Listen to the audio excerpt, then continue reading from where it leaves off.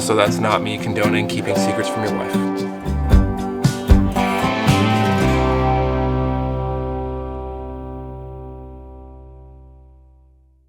Welcome to part 2 of our cozy living room makeover. In the last video, we built and installed this massive gas fireplace and antique mantle that I found on Facebook Marketplace. And now we're going to be moving on to the built-in cabinets and bookshelves on either side of the fireplace. Not only are built-ins going to add additional functionality with storage, but it's also going to give me a place that I can finally decorate without having to worry about my toddlers breaking anything or running off with anything. So I'm really excited about that. We're big fans of McKenna XO in this household, and watching her build all of her cabinetry in the cottage kitchen from the ground up inspired us to do the same here instead of opting for like an IKEA hack or like some sort of prefab cabinet, which also allowed us to customize the size exactly to what we needed. Her kitchen series was tremendously helpful, particularly with learning how to build the cabinet doors. So I'll make sure I link that video in the description because we referenced it a ton when we were building the doors. There will be one final part to this series where we get to actually go in and decorate all of the shelves, as well as tie up some final little DIYs to just bring the whole living room space together and make it extra cozy. So don't forget to hit subscribe and the bell notification so you don't miss that video. I've been working on accumulating items to fill these shelves with for the last several months, from the thrift store, from Facebook Marketplace, from some antique shops, because I really want this space to feel like a reflection of us and not just like a Target or Home Goods display shelf. Not that there's anything wrong with that. I just want to have a little more character and to just capture our style a little bit more. As a reminder, this is where we left off in the last video. Finally, without further ado, let's build some built-ins. Cam started off by building a platform for the base of the cabinet out of 2x4s. Since this isn't a space that we'll really be standing at or prepping anything, a true toe kick wasn't really necessary, but I wanted to use this as an opportunity to add some fun detail to the bottom of the cabinet. Then he moved on to constructing the base cabinet, which is essentially just a box of plywood joined together by pocket screws.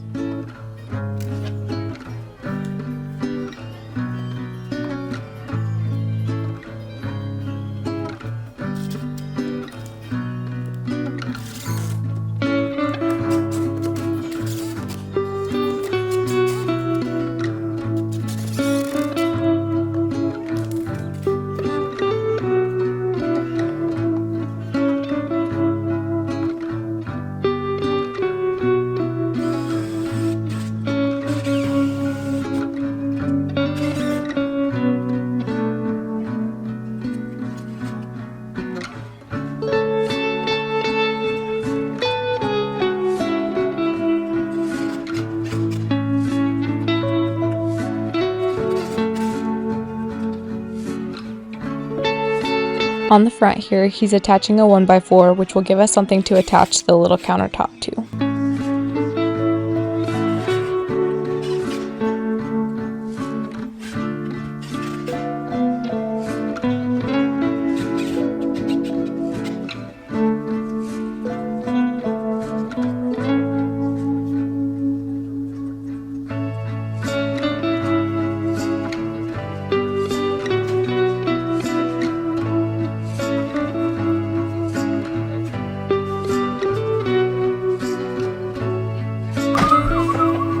For the face frame, we used 1x2s attached with a little bit of wood glue and some brad nails, and this just finishes out the plywood sides and just makes everything look a lot neater, more finished out, and complete. Okay, so I just routed this edge with a Roman Ogie router bit. For those of you who know what that is, I didn't for a long time. So the one thing that is a little funky about this project board is it only came in an 18-inch sheet. So for this side and that side, 18 inches wide, and obviously it was 8 feet long. So we will just cut a 1x down, rip one down to fit this spot here, and we'll pocket hole screw it together, Bondo it, and it's all gonna be painted anyway, so no one will be any the wiser. So that's where we're at. I'm gonna cut these pieces and then start working on getting those together, and then I'll come back to the rest of the face frame. We play safe and sorry. You're at the Mullen household.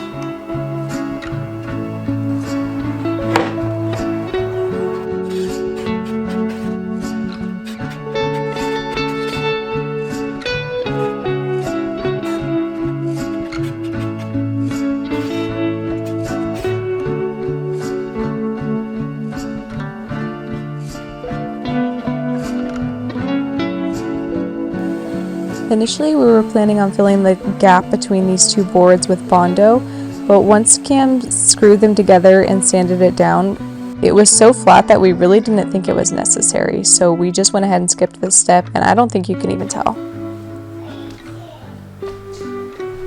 Moving back to the toe kick, I actually was inspired by this shelf that I got off Facebook Marketplace.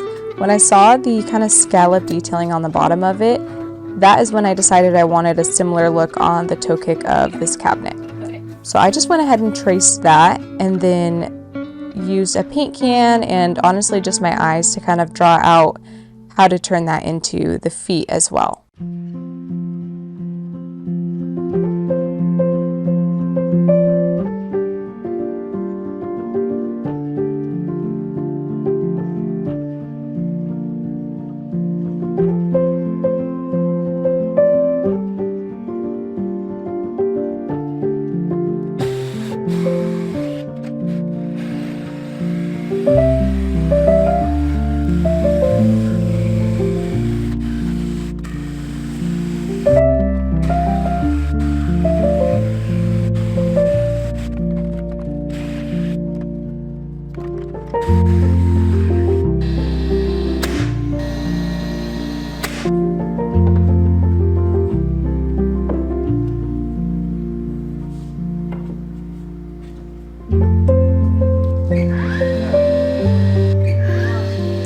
I attempted a hack here by putting a piece of painter's tape down before we used the nail gun and then wood filling over the top of that.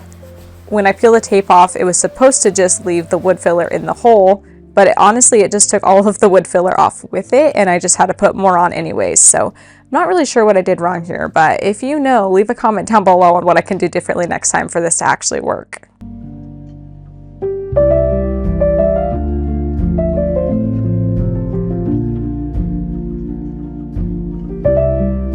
As the backer of the built-in shelves, we used a panel of beadboard, which Cam attached just using liquid nails and a nail gun into the studs.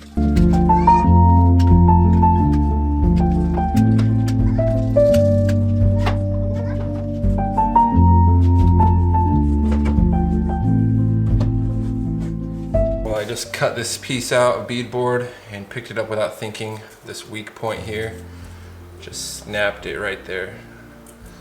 Hopefully I can get it back up there and make it nice. Obviously maybe need a little caulk or wood filler in there, but I think it should be okay still, hopefully. Maybe Alyssa won't know until she sees this video. Also, that's not me condoning keeping secrets from your wife. Just a disclaimer.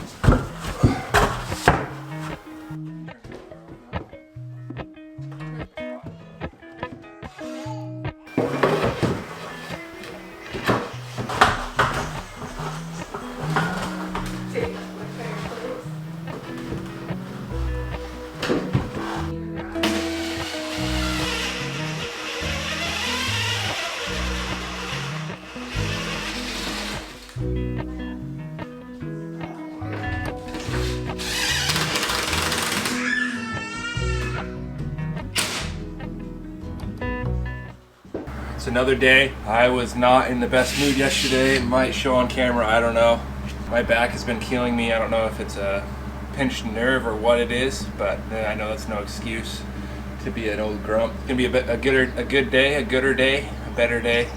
Gonna rip this guy down. I got shelves left. You can get 6 shelves out of a 4x8 sheet of plywood, so I'm gonna rip these guys down and start putting them up there. Obviously trim it all out with some 1x2s, but that's where we're at right now, and we'll keep you updated throughout the day.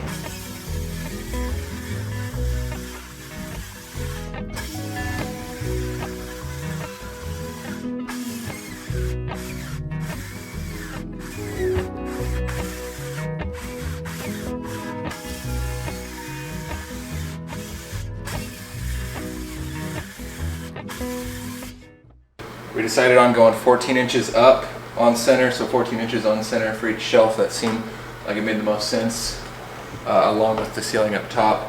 This first one's gonna be tough to put on, so I'm gonna have Alyssa help me hold it. But I will start making a jig, or at least like a piece to go in between, but just hold it level, hopefully, or at least close, so I can screw them in after this one. But I gotta get this one in to see what piece, like what size they need.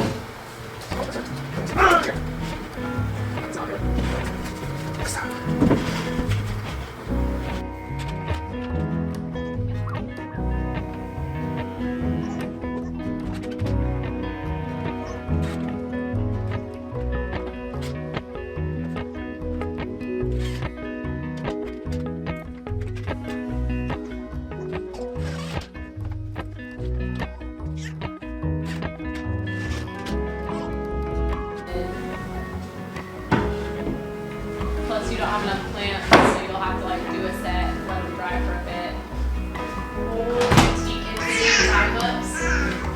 For reals. Oh yeah. All right, this last shelf is gonna cover that seam right there, like I said earlier. It's a little different. We're gonna make it removable so we can change the filter on that thing. You know, an HVAC guy would probably say that's not kosher, it's inefficient. But you know, efficiency's overrated anyway, so we're just gonna go for it. I think Alyssa said aesthetic over efficiency, so we're going with that. And we'll make it removable, so I'll have to drill some holes in the side, but gonna look better, be functional, and no one will even know. Here are the holders for the shelf. So you gotta drill this hole just smaller than this. I tried a 1/4 inch and it was a little too big, so I would rather hammer in a 3/16 bit than have it be too loose. So we'll do that. It'll sit on this guy and then it'll be removable. Another thing we gotta do is measure the depth of that tip. Put a piece of tape on the drill bit just to make sure we don't go too deep in there. I'm thinking like 3 inches in on each side, maybe, right there. And then we gotta measure a 1/2 inch.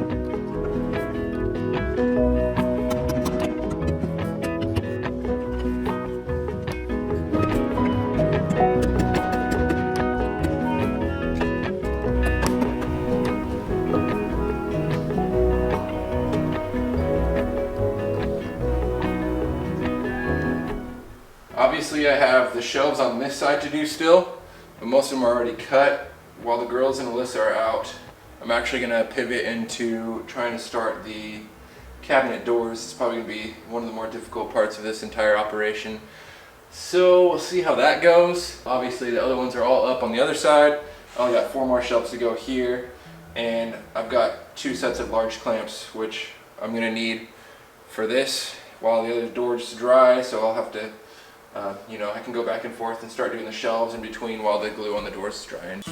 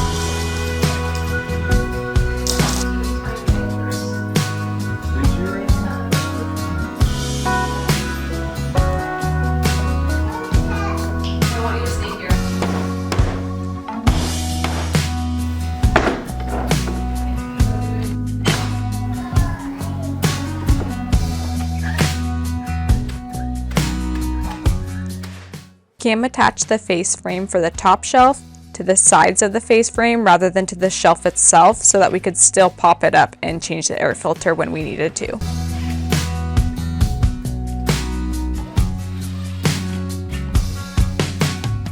We added a small piece of trim between each of the shelves, as well as to the outside of the bookcase to cover up some of the kind of larger gaps and just make them less noticeable and easier to caulk and just make seamless and perfect.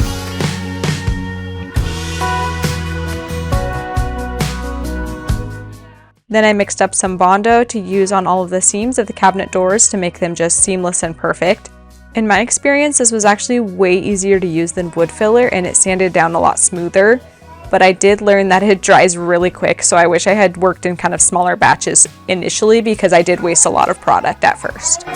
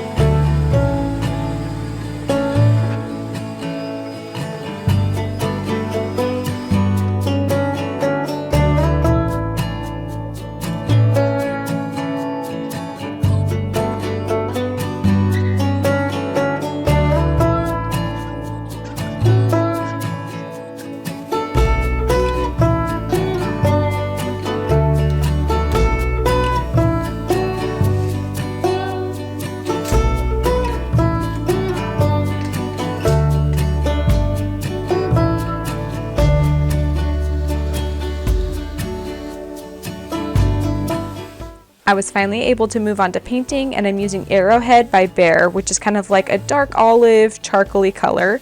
I apologize for the lighting. The reality of having two small children is that most of the painting happens after they go to bed, so of course it's dark in our house.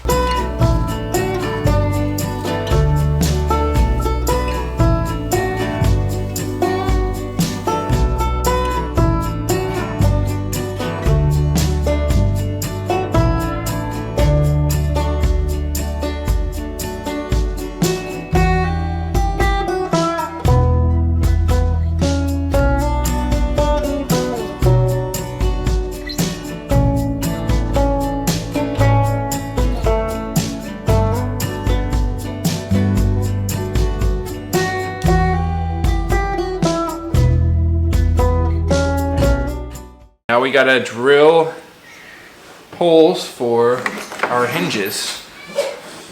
So that's what we're doing now. I got this Craig jig that just drills the holes for us, and then it has slots for the holes for the screws as well.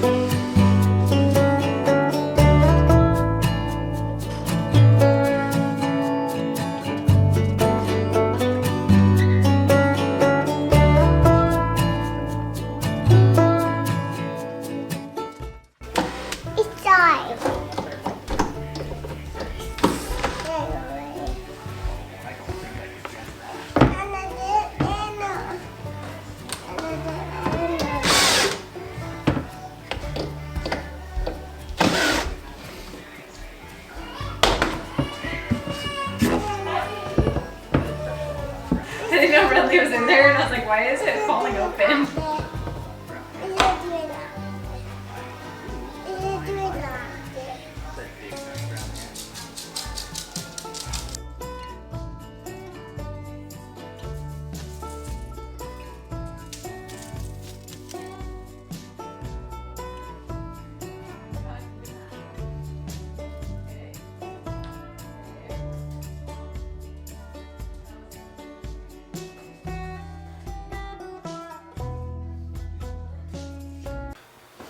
All right, full transparency time. Obviously, like we said, it's our first time building our own cabinet doors.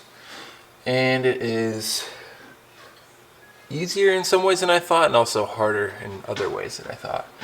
All this overlay stuff with the hinges and stuff like that, it's tough to make the math and work out. Obviously on this side I've got about a 1/2 to 3/4 inch gap here. After putting these on, I could probably go to the store and get the right overlay hinges, which obviously I don't know which ones they would be. Probably a 1/2 inch overlay, but I'm gonna do the quick, cheap, easy way.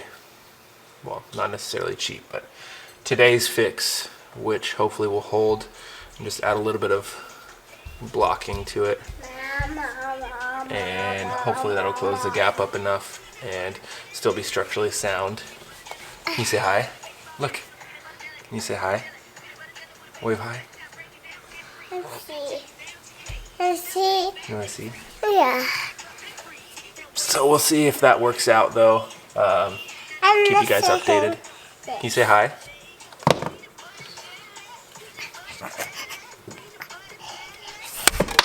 Is this peanut butter jelly? Yeah.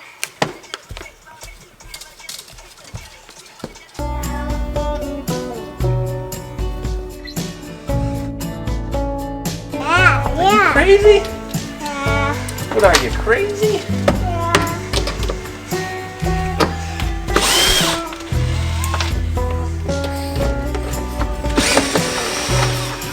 And here's reality for you. This evening, the girls were having a particularly hard time going to bed, so while Cam was laying with them, I was painting in the light of my flashlight. Projects look a little bit different than they used to before kids, but I'm very thankful to have Cameron as my teammate so we can tag team being with the girls and working on whatever needs to happen next with the project. With painting all finished up, we were finally able to move on to the very last step, just attaching the hardware.